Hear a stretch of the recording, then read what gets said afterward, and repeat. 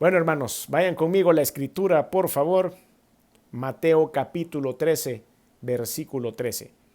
Aunque ese único versículo va a ser la base que vamos a utilizar como guía para este mensaje, vamos a estar navegando a través de todo el capítulo 13 del Evangelio según San Mateo, porque hay 6 cosas súper interesantes que quisiera compartir con ustedes y de las cuales estoy seguro todos vamos a aprender. Y es las parábolas, o son las parábolas. Hay varias parábolas en este capítulo, pero nosotros vamos a estar enfocados en 6 que son las que describen el reino de Dios en esta tierra. Es por eso que hemos titulado este mensaje La descripción del reino de los cielos. Mateo 13:13 dice: por eso les hablo en parábolas, porque viendo no ven, y oyendo no oyen ni entienden. Este es el motivo principal, porque la enseñanza del Señor Jesucristo se caracterizaba en aquel momento y se caracteriza hoy en la Biblia por el uso del método parabólico. Y esto significa que él usaba historias de la vida común y de la vida real para poder entregarles una verdad, ya sea a las personas oyentes, gentiles, hebreos, fariseos y a los mismos discípulos. El Evangelio según San Marcos, en su capítulo 4, versículo 33, dice: con muchas parábolas como esta les hablaba la palabra, conforme a lo que podían oír, y sin parábolas no les hablaba.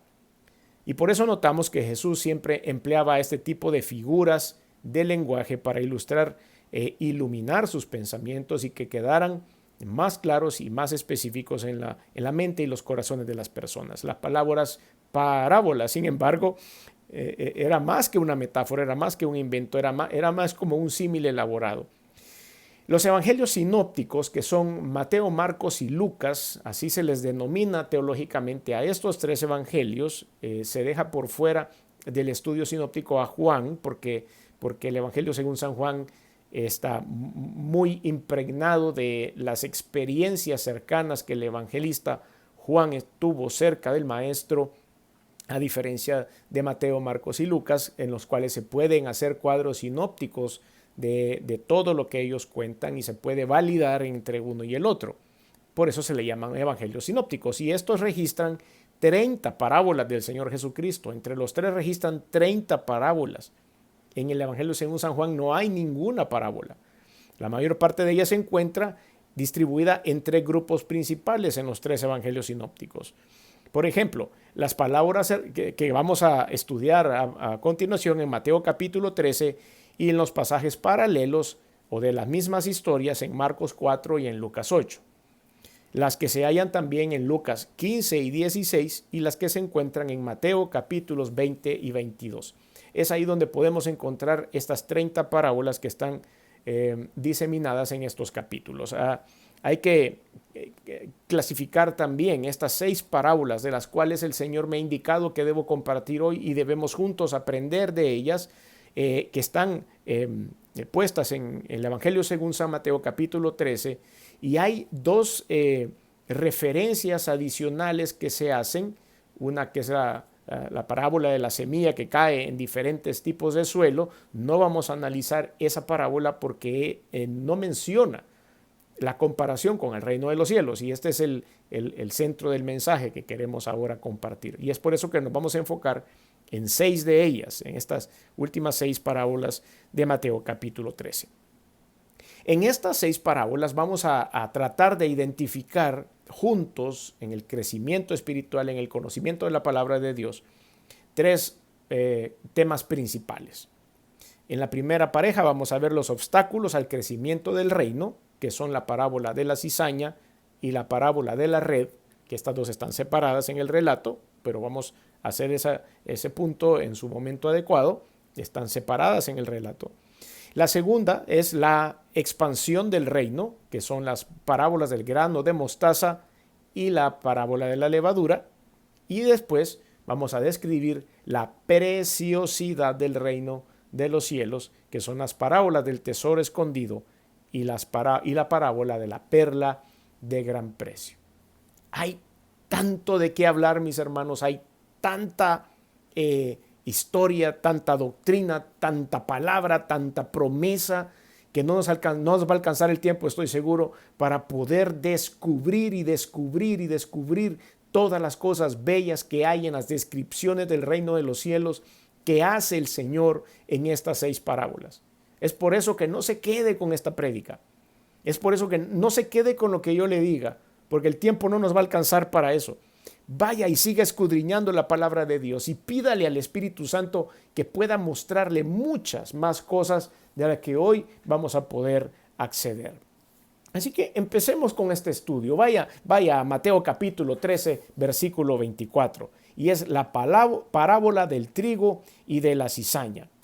Recuerde, parábola del trigo y cizaña son obstáculos en el crecimiento del reino del Señor. En esta parábola de la cizaña y en la parábola de la red, como le dije, esa es la última de las parábolas que vamos a ver. Aquí las vamos a ver separadas, aunque están orientadas al mismo pensamiento, enfatizan lo abierto que está el reino de Dios a todos los que desean entrar en él. El gran juicio que se acerca cuando lo malo será separado de lo bueno. Sentí en el corazón que teníamos que enfocarnos en esto. Hace poco tuve una conversación con una persona que me hacía ver su desconfianza con Dios. Ha sido una persona a quien le han instruido en la palabra de Dios desde diferentes corrientes de pensamiento, desde diferentes filosofías, una persona muy acuciosa, una persona muy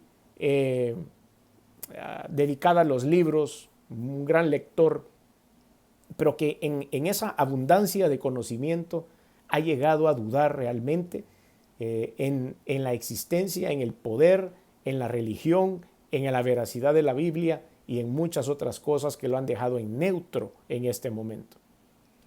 Y no es posible que a estas alturas nosotros tengamos que enfrentarnos con una duda con respecto a la existencia de Dios, con respecto a la creación de Dios y con respecto a la veracidad de la Biblia.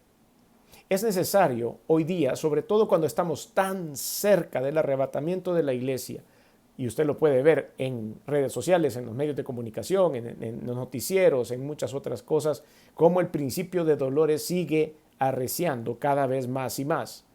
Vemos plagas de langostas, vemos virus, vemos terremotos, vemos lluvias, vemos amenazas de guerra, vemos guerras económicas, vemos un montón de cosas ahora que son grandes indicadores del principio de dolores.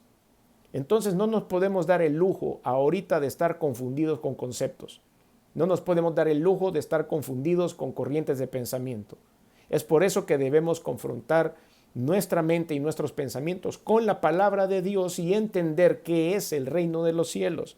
Así que vaya conmigo a Mateo 13, versículo 24. Le refirió esta parábola diciendo, y esta es la constante en las 6 parábolas que vamos ahora a abordar en este mensaje. El reino de los cielos es semejante a. En todas está esta frase. He tratado de segregar todas aquellas historias, parábolas que están alrededor de estas y me enfoqué en estas 6 porque quiero que el Señor nos explique a nosotros en palabras humanas, en ejemplos humanos, qué es, a qué se parece el reino de los cielos. Y es por eso que hemos escogido estas 6 parábolas. El reino de los cielos es semejante a un hombre que sembró buena semilla en su campo. Pero mientras dormían los hombres, quiero que subraye esa frase. Es súper importante que nosotros veamos todos estos detalles. Pero mientras dormían, ¿quiénes son los que están dormidos en este momento? ¿A quiénes son los que la palabra de Dios no les está entrando? ¿A quiénes son a los que el Señor les dio la potestad, la autoridad de poder cuidar su sembrado y no lo están haciendo? ¿Quiénes son?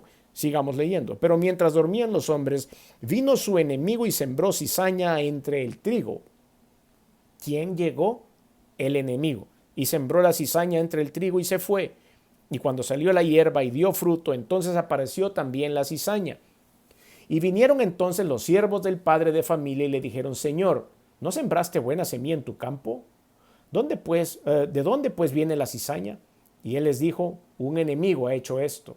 Y los siervos le dijeron, ¿quieres pues que vayamos y la arranquemos?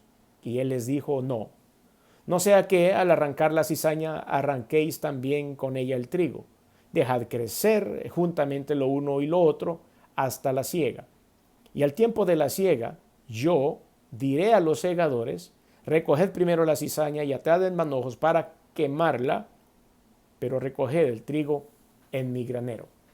Aquí vamos a encontrar muchas cosas maravillosas que ver. Primero es, el reino de los cielos es como un hombre, y ese hombre es el Señor Jesucristo, que ha venido a sembrar la buena semilla.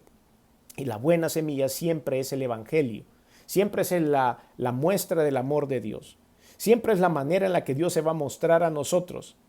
Y es en lo que ha venido a sembrar al mundo. Cuando Él vino hecho hombre a esta tierra, vino a sembrar en el mundo la buena semilla. Y eso es lo importante. Pero ¿qué es lo que sucede?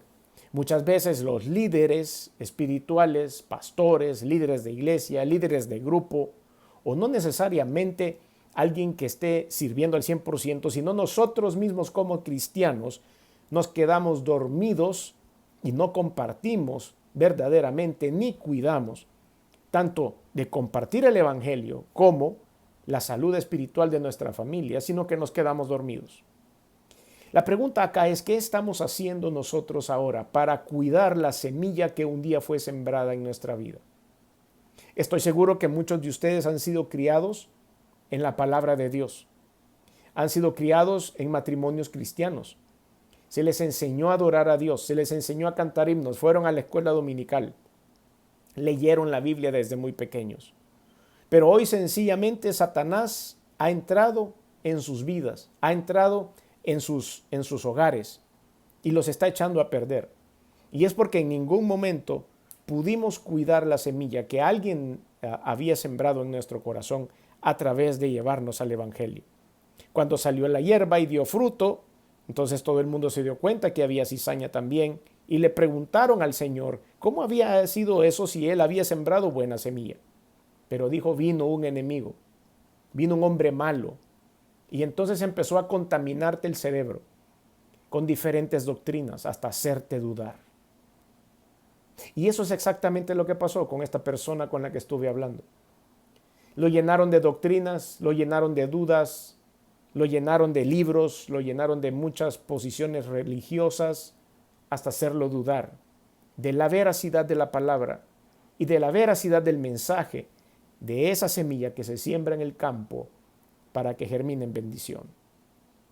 Y esto es lo que sucede básicamente. El reino de Dios lucha todos los días en contra de las acechanzas de Satanás para minar su fe y para minar mi fe, para que ustedes y yo no seamos exitosos en cuanto a poder vencer la cizaña y sacarla de nuestra vida. La cizaña, para aquellos que no lo sabían, es una planta que puede ser venenosa, puede ser tóxica y que es muy similar en apariencia al trigo, muy similar, pero puede ser dañina para la salud. Es por eso que hay que hacer o tenemos que ser muy cuidadosos en aquello que parece bueno, pero realmente no lo es. Hay que arrancar eso. Pero el Señor dice, esperemos que crezca, esperemos que se note, esperemos que entendamos cuál es cuál, para poder amarrarla y vea lo que va a suceder. Dejad crecer juntamente lo uno, estoy en el versículo 30, y lo otro hasta la siega. Y el tiempo de la siega yo diré a los segadores. ¿Quién lo va a decir? ¿Quién le va a señalar? ¿Quién va a decir lo bueno y lo malo? ¿Será el pastor? ¿Será el líder? ¿Será el hermano? ¿Será la esposa? ¿Serán los padres hacia los hijos o los hijos hacia los padres? No. Y dice que Él dirá qué es lo malo y qué es lo bueno. Recoged primero la cizaña y atadla en los manojos para quemarla, pero recoged el trigo en mi granero. Yo quiero estar en el granero del Señor. Y de esa manera nosotros vamos a lograr no ser arrancados ni por error, ni por haber crecido en el lugar equivocado. Entonces, la primera de nuestras parábolas es obstáculos al crecimiento del reino de Dios en la tierra. Ahora vamos a pasar a la segunda parábola que quiero compartir con ustedes, que está en el mismo capítulo 13 del Evangelio según San Mateo, pero versículo 31, que es la parábola de la semilla de mostaza. Y dentro de las parejas que hicimos al principio en nuestra introducción, dijimos que esta era una parábola de la expansión del reino. El Señor deja esto para demostrarnos cómo va a expandir el reino. Tanto la parábola de la mostaza y la parábola de la levadura contrastan los principios de la pequeñez. Son dos cosas muy pequeñas, pero tienen grandes efectos al llegar a desarrollarse. Y es por eso que lo compara la Escritura con el reino de los cielos. Por eso a lo largo de los últimos 2 milenios hemos visto algunas cosas y me encanta esta información. Hoy el Imperio Romano solo aparece en ruinas y en libros de historia, pero gente canta en alabanza al Señor Jesucristo por todos lados todavía, aunque el Imperio Romano en algún momento quiso exterminar a los cristianos. El Reich, los alemanes en la época de Hitler, de los 1000 años que ellos habían previsto que la raza superior que ellos estaban creando en esa época duró una década únicamente, pero la iglesia sigue su marcha. El comunismo se pasó la mayor parte de un siglo tratando de matar a la iglesia, diciendo que la religión era el opio de los pueblos, que la Biblia era un libro que había que desaparecer. Lo erradicaron de muchos países que estaban bajo el régimen comunista, pero después colapsó el régimen y los cristianos seguimos construyendo iglesias sobre sus ruinas y las iglesias en esos lugares en donde antes era prohibido que entrara la palabra de Dios. No es decir que la iglesia y el reino son sinónimos, pero la iglesia es una manifestación del reino de Dios en la tierra. Entonces ahora sí, entrémosle a la parábola. Capítulo 13, versículo 31. Otra parábola le refirió diciendo: el reino de los cielos es semejante a. Recuerde que esta frase la vamos a encontrar en todas estas parábolas. Al grano de mostaza que un hombre tomó y sembró en su campo, el cual a la verdad es la más pequeña de todas las semillas, pero cuando ha crecido es la mayor de las hortalizas y se hace árbol, de tal manera que vienen las aves del cielo y hacen nidos en sus ramas. ¿Cómo es posible que una semilla tan pequeñita como la mostaza, como la semilla de la mostaza, pueda hacer que una hortaliza crezca de ese tamaño? Pues parece increíble. ¿Cómo hizo Dios para poner en esa semillita tan pequeñita todos los factores necesarios para producir después de esa semillita una planta? Eso solo lo puede lograr el Rey de Reyes, el Señor de Señores, el ingeniero genético por excelencia, el fundador del ADN, el que hizo todas las pequeñas cosas que funcionan y trabajan sobre la tierra. Solo nuestro Dios, su Dios y el mío, el que dio a su Hijo Jesucristo para morir en la cruz, para derramar la sangre por usted y por mí, y que nos ha dado la vida eterna, es el que ha podido meter en una semillita de mostaza todo lo genéticamente correcto para que Él pueda germinar y ser una de las hortalizas más grandes. Eso solo lo puede hacer el Señor. Y Él está comparando al reino de los cielos con ese grano de mostaza. Dios puede hacer cosas grandes con usted y conmigo. Dios puede hacer cosas grandes con nuestra iglesia. Dios puede hacer cosas grandes con nuestra fe. Dios puede hacer cosas grandes con nuestra oración. Nunca nos sintamos menos. Nunca nos sintamos separados. Nunca nos sintamos que tenemos poco nombre, poca estatura, poca autoridad. No. Dios puede hacer cosas maravillosas a través de la iglesia para poder engrandecer el reino de los cielos en este mundo. Y ese es el principio de lo que Dios nos quiere dar en esta parábola. Vaya conmigo a 1 Corintios capítulo 1, versículos 26 al 29. 1 Corintios 1, 26 al 29. Mirad pues, hermanos, vuestra vocación, que no sois muchos sabios según la carne, ni muchos poderosos, ni muchos nobles, sino que lo necio del mundo escogió Dios para avergonzar a los sabios, y lo débil del mundo escogió Dios para avergonzar a lo fuerte, y lo vil del mundo y lo menospreciado escogió Dios, y lo que no es, para deshacer lo que es, a fin de que nadie se jacte en su presencia. Gloria a Dios. Es por eso que todos tenemos la oportunidad de poder servirle a nuestro Señor, de poder ser útil al reino de Dios en la tierra, para que se cumplan toda la voluntad de Dios aquí en este lugar. Por eso es que el Señor pone esta parábola de esta semilla de mostaza como la expansión del reino de los cielos. Veamos la siguiente parábola que quiero compartir con ustedes, que es la parábola de la levadura, que es similar y está también relacionada a la expansión del reino de Dios, de los cuales usted y yo somos actores. Nosotros estamos involucrados en esto, en la expansión del reino de Dios. No podemos en ningún momento quedarnos callados, sobre todo en una situación tan apremiante con la que vivimos hoy en día. Es necesario que nosotros nos identifiquemos como parte de todo esto que estamos hablando hoy. Versículo 33, siempre Mateo 13, versículo 33, dice la Biblia, otra parábola les dijo, el reino de los cielos es semejante a la levadura que tomó una mujer y escondió en 3 medidas de harina hasta que todo fue leudado. Jesucristo lo que estaba tratando de hacer en este momento es instruir a sus primeros discípulos a que confrontaran con un montón de desventajas que ellos iban a encontrar en el camino durante esta decisión que habían tomado de seguir a Cristo. La palabra alienta a los discípulos de hoy también a que podamos seguir adelante. La mayoría de la obra de la iglesia ocurre en circunstancias que son muy difíciles. Nuestra misión parece demasiado grande a veces, evangelizar a todo el mundo, llevarle la palabra de Dios a todo el mundo, sobre todo cuando hay personas que son tan negativas, tan cerradas, como la persona que les mencionaba hace un rato, o naciones enteras que tienen legislaciones en contra de la palabra de Dios. Pero Jesús promete que el poder de Él se va a hacer visible en lo que la iglesia va a encaminarse a hacer. Ahora, es importante que analicemos un poco lo que era la levadura en aquel tiempo. La levadura siempre va a ser sinónimo de pecado, va a ser sinónimo de maldad.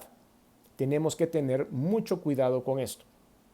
Sobre todo en las fiestas solemnes de los hebreos, era necesario que todo el mundo limpiara la casa, porque no se podía encontrar en ese lugar ninguna pequeña partícula de levadura, porque siempre fue el sinónimo del pecado para el pueblo hebreo. Si usted dice, como dice la palabra de Dios, aquí dice, la levadura la tomó una mujer y la escondió en 3 medidas de harina, 3 medidas de harina. Era muy poquito lo que había que poner.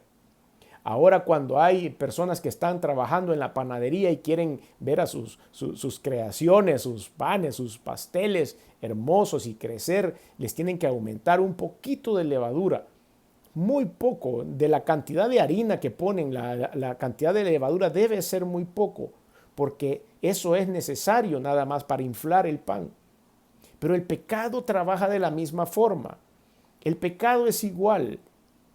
Lo que hace el pecado es que puede contaminar toda la mente del ser humano, puede contaminar todo el cuerpo del ser humano y es necesario que nosotros permanezcamos limpios de eso. Es necesario que nosotros tengamos cuidado porque esa levadura puede destruir a la iglesia y puede permanecer fuera de la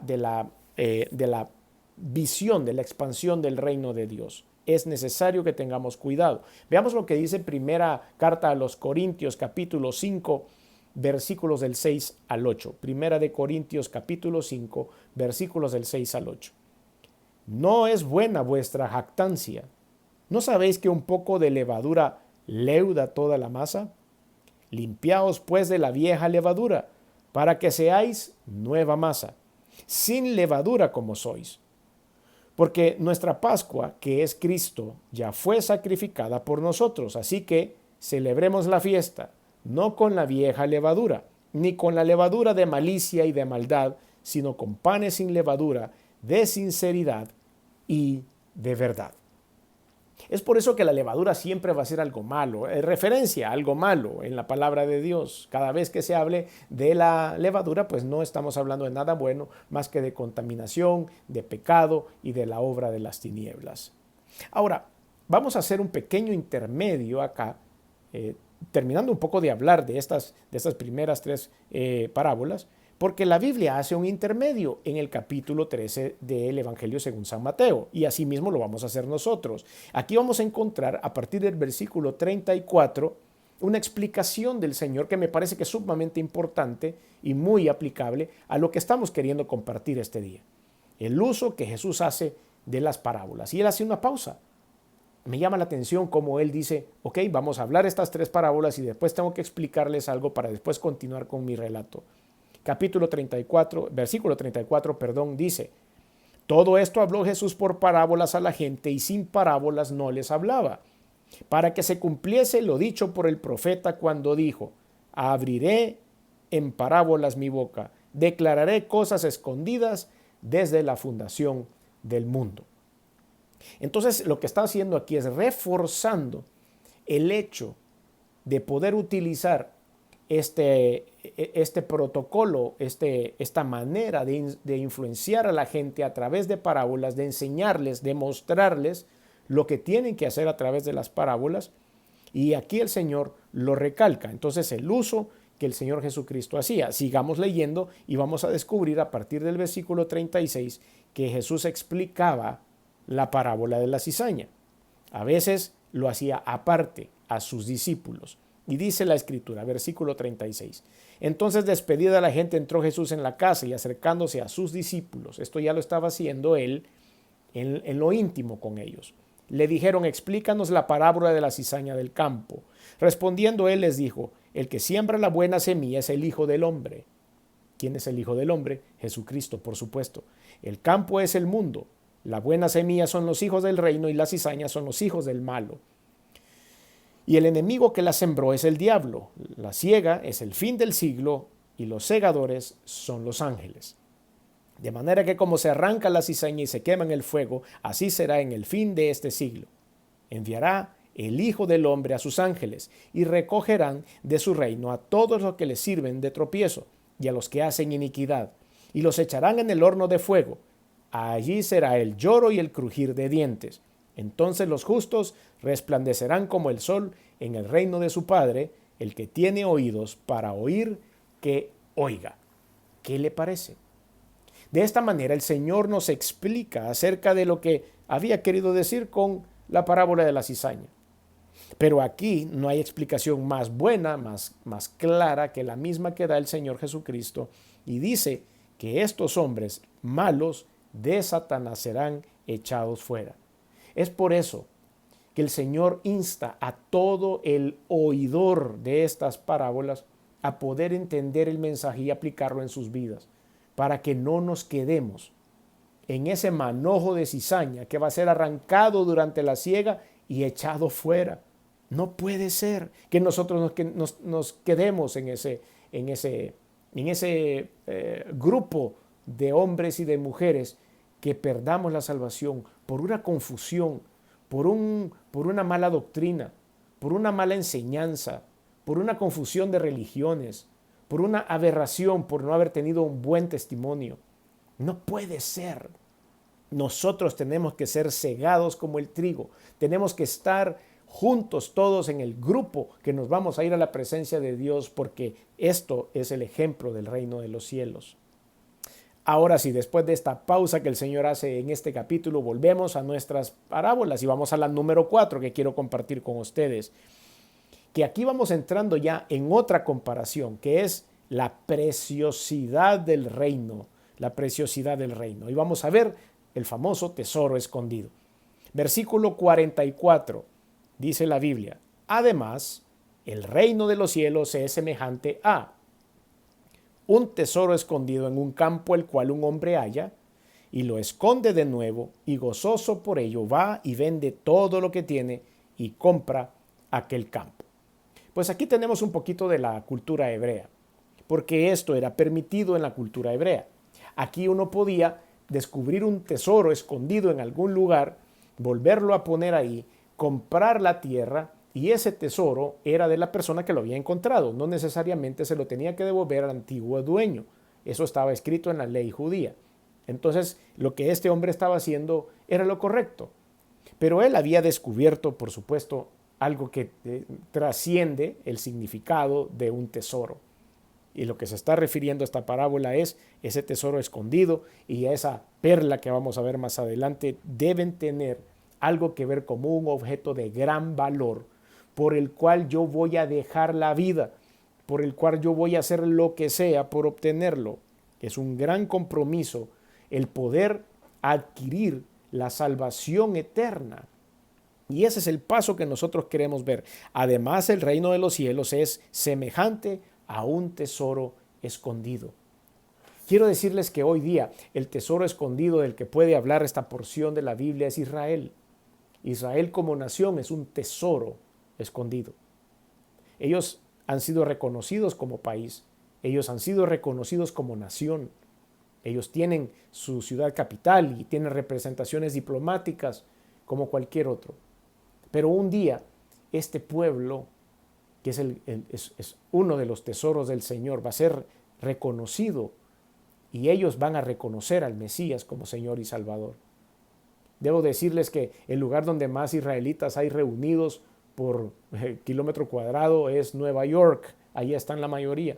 Creo que no hay ni en el mismo Israel tantos israelitas o hebreos como los hay en Nueva York. Pero esto es porque un día estarán juntos. Un día ellos se darán cuenta que ellos son ese tesoro escondido que el Señor quiere descubrir.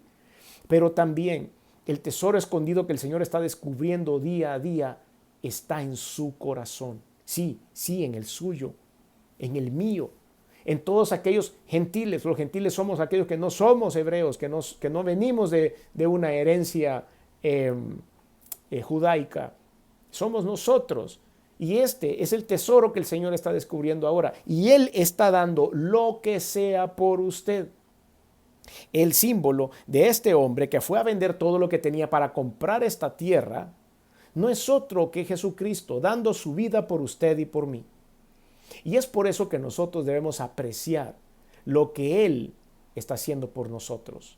Es impresionante cómo el Señor nuestro Dios ha ofrecido a su Hijo Jesucristo por usted y por mí. Es increíble cómo Dios es diligente buscando cada corazón, buscando cada vida. Probablemente usted nos esté sintonizando por primera vez. Probablemente usted esté de invitado en algún lugar y está oyendo esta predicación. El Señor pagó con la vida de su Hijo Jesucristo por usted. El Señor pagó para que ese terreno donde estaba ese tesoro maravilloso escondido que es su corazón pudiera ser descubierto. El Señor pagó para que usted pudiese tener perdón de pecados y vida eterna. El Señor dio su vida por usted.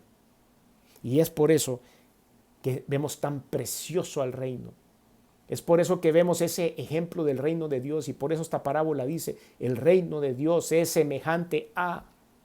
Y es porque el reino de Dios ha visitado la tierra en la persona de Jesucristo para poder descubrir los tesoros que hay ocultos en nuestros corazones, darnos la oportunidad de ser llamados hijos de Dios y compartir con Él la vida eterna. Pues el Señor, recalcando más todavía este principio, esta verdad, habla acerca de esta otra parábola, la perla de gran precio. Igual, se describe en esta parábola la preciosidad del reino de Dios. Vamos conmigo, véngase, vamos a la escritura. Versículo 45. Versículo 45. También el reino de Dios es semejante a, recuerde, todas empiezan así, un mercader que busca buenas perlas, que habiendo hallado una perla preciosa, fue y vendió todo lo que tenía y la compró. Nosotros no somos los mercaderes, que vamos a ir a vender todo y entregarlo por la causa de Jesucristo. No, hay algunas interpretaciones equivocadas con respecto a eso. Nosotros no podemos comprar la perla de gran precio, que sería la salvación eterna. No es comprada la salvación eterna. La salvación es por la fe únicamente, es entregando nuestro corazón a Él.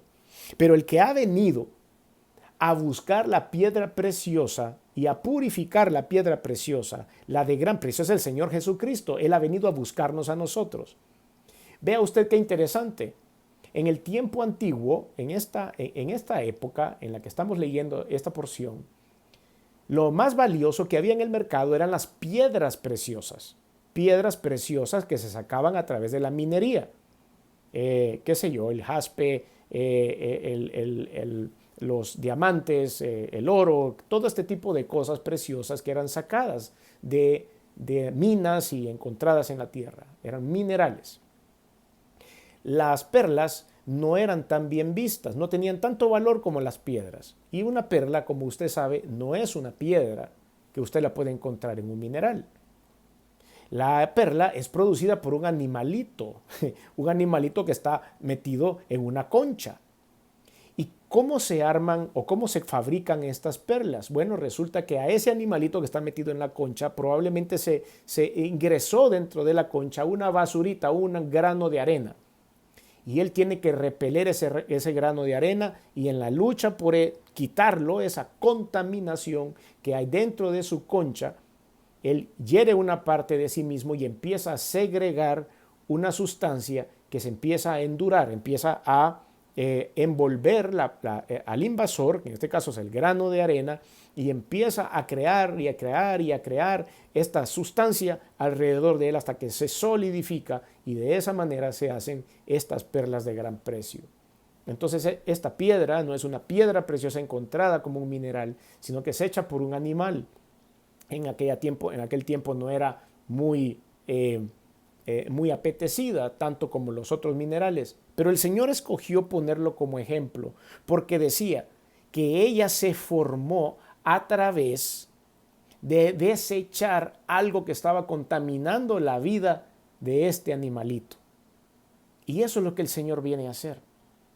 El Señor quiere que la piedra preciosa que Él adquiere, es una vida completamente restaurada. Él sabe que es una vida contaminada por el pecado. La suya y la mía son vidas contaminadas por el pecado. Nuestra tendencia pecaminosa siempre va a estar ahí, pero el Señor quiere venir a redimirnos. El Señor quiere venir y adquirir nuestra vida contaminada, impura, pero hermosa ante sus ojos, y hacernos crecer y prosperar en el reino de Dios. Y es por eso que el Señor va poniendo todo esto. Dice, el reino de Dios es como esto. Es como haber encontrado la perla más linda. Es como haber encontrado la perla más cara, más preciosa que hay. Y esa perla tiene su nombre. Y esa perla tiene mi nombre. Y esos nombres están escritos en el libro de la vida. Es por eso que el reino de Dios, el reino del Señor Jesucristo, el evento maravilloso de Jesús de haber venido a la tierra, tenía nombre y apellido, Jesús de Nazaret, y vino a hacer esto, a buscar, a comprar a través de su sangre esa perla maravillosa de gran precio. Filipenses capítulo 3, versículos del 7 al 8, dice la Escritura: pero cuantas cosas eran para mí ganancia, las he estimado como pérdida por amor de Cristo. Y ciertamente aún estimo todas las cosas como pérdida por la excelencia del conocimiento de Cristo Jesús mi Señor, por amor del cual lo he perdido todo y lo tengo por basura para ganar a Cristo. Y esto es lo que el apóstol Pablo sentía. Una vez había sido él encontrado como una perla de gran precio. Una vez él se había dado cuenta de que la esperanza en Jesucristo era lo más importante en su vida. Entendió el principio básico de Jesús en el mundo. Porque estas mismas palabras pudo haber utilizado Jesucristo al venir acá y dijo: lo tengo por basura, tengo mi deidad por basura, tengo mi poder como Dios por basura, tengo el reino de los cielos en este momento. Yo pudiera estar sentado en el trono tranquilo, sin crearme problemas, sin que me estuvieran azotando, persiguiendo, insultando, pero eso lo tengo por basura porque quiero ganar a este país, a este pueblo, a esta ciudad, a la humanidad, a toda la raza humana, para Cristo, porque son para mí la perla de gran precio. Usted es la perla de gran precio para el Señor. Y la sexta de las parábolas que estamos queriendo compartir con usted hoy es la parábola de la red. Recuerde, la parábola número 1 y la parábola número 6 tienen lo mismo que ver, que son obstáculos en el crecimiento del reino de Dios en la tierra. Como hablamos acerca del trigo y la cizaña, ahora cerramos también viendo esta parábola de la red. Versículo 47 en adelante. Mateo 13, 47 en adelante. Asimismo, el reino de los cielos es semejante a una red Asimismo, el reino de los cielos es semejante a una red que echada en el mar recoge toda clase de peces, y una vez llena, la sacan a la orilla, y sentados recogen lo bueno en cestas y lo malo lo echan fuera. Así será el fin del siglo. Saldrán los ángeles y apartarán a los malos de entre los justos, y los echarán en el horno de fuego, y allí será el lloro y el crujir de dientes. Es importante también que nos remontemos un poco a la escritura en el libro de Levítico capítulo 11, versículo del 9 en adelante. Lo voy a leer rápidamente solo para que usted pueda encontrarle sentido a esta parábola. Levítico 11 del 9 al 12 dice: esto comeréis de todos los animales que viven en las aguas, todos los que tienen aletas y escamas en las aguas del mar y en los ríos, estos comeréis, pero todos los que no tienen aletas ni escamas en el mar y en los ríos, así de todo lo que se mueve, como de toda cosa viviente que está en las aguas, los tendréis por abominación. Entonces, cuando salían a pescar, los pescadores, valga la redundancia, tenían que limpiar sus redes y sacaban de ellas todos estos peces que habían sido declarados inmundos por la ley en el libro de Levítico capítulo 11. Es por eso que el Señor, conociendo este principio básico de la pesca, toma esta parábola y la hace ver delante de todos. Y ellos entendieron muy bien lo que significaba todo esto. El reino de los cielos es semejante a una red, en la cual ya se sabe que vendrán peces buenos y peces inmundos, peces que puedo comer y los otros que tengo que botar. Y es por eso que entró en la idea de los seres humanos. Y dice: y una vez llena la sacan a la orilla, y sentados recogen lo bueno en cestas y lo malo los echan fuera. Versículo 49. Así será el fin del siglo. Saldrán los ángeles y apartarán a los malos de entre los justos, y los echarán en el horno de fuego. ¿Recuerdan ustedes cuando llegaron los segadores a limpiar el trigo y la cizaña? Decía el Señor que los segadores eran los ángeles, que habían llegado a separar lo bueno de lo malo. Y asimismo seremos separados los buenos de los malos.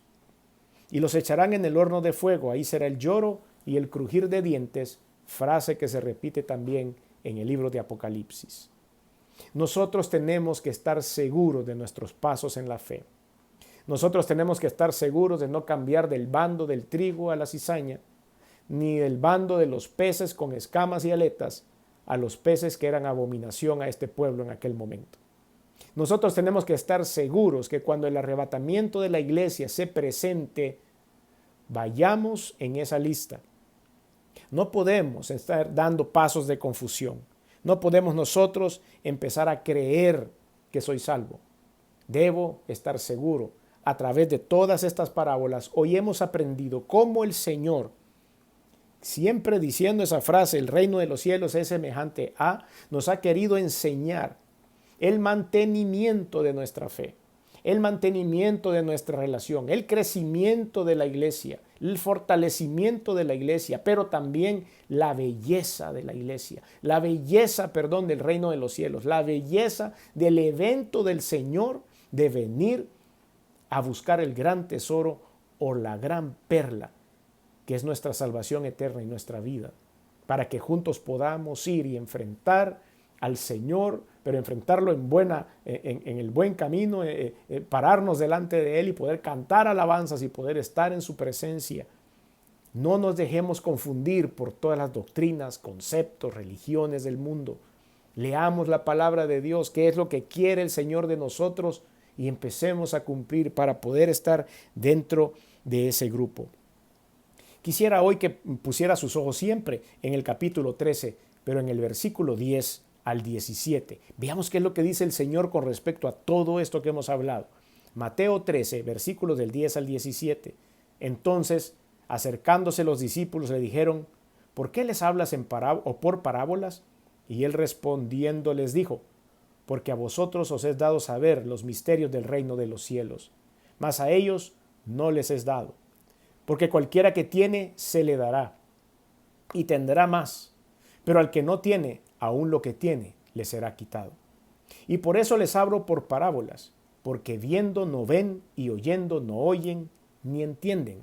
De manera que se cumple en ellos la profecía de Isaías, que dijo: de oído oiréis, y no entenderéis, y viendo veréis, y no percibiréis, porque el corazón de este pueblo se ha engrosado y con los oídos oyen pesadamente y han cerrado sus ojos, para que no vean con los ojos y oigan con los oídos y con el corazón entiendan y se conviertan y yo los sane. Pero bienaventurados vuestros ojos, porque ven, y vuestros oídos porque oyen. Porque de cierto os digo que muchos profetas y justos desearon ver lo que veis y no lo vieron, oír lo que oís y no lo oyeron. Tenemos un gran privilegio, hermanos y amigos, y es de poder tener la palabra de Dios a nuestro alcance. Es de poder comprender lo que el Señor nos dice. No nos confundamos. No escuchemos a voces ajenas que están queriendo poner cizaña en nuestra vida. No estemos escuchando conceptos equivocados que nos alejan del verdadero evangelio. Tenemos que ser parte de todo esto. Tenemos que ser dichosos, como el mismo Señor lo dijo en esta última porción. Dichosos los que vieron, los que oyeron, los que vivieron. Y dichosos seremos los que estemos en la presencia del Señor en el momento del arrebatamiento. Yo quiero que usted sea parte de ese grupo. Por eso le animo a que ahí donde está haga una oración de fe. Una oración entregándose al Señor y diciéndole: Padre, creo. Le cierro las puertas a todo aquello que me confunde y quiero, con los ojos cerrados y con un corazón dispuesto, ofrecerte mi vida para poder ser parte de tu equipo. Acompáñeme en una oración y ahí donde usted está, diga con voz audible: Señor Jesús, reconozco que soy pecador. Reconozco que he hecho cosas que no han sido de tu agrado. Perdóname, me arrepiento. También reconozco que viniste al mundo hecho hombre, que te colgaron en una cruz y que la sangre que derramaste y tu sufrimiento fue para perdonar mis pecados. Lo hiciste por mí. También reconozco que resucitaste al tercer día, que estás vivo y sentado a la diestra de Dios. Por lo tanto, hoy abro mi corazón y te recibo en él como mi único y suficiente Señor y Salvador. Te doy gracias por esta oportunidad. En el nombre de Jesús. Amén y amén.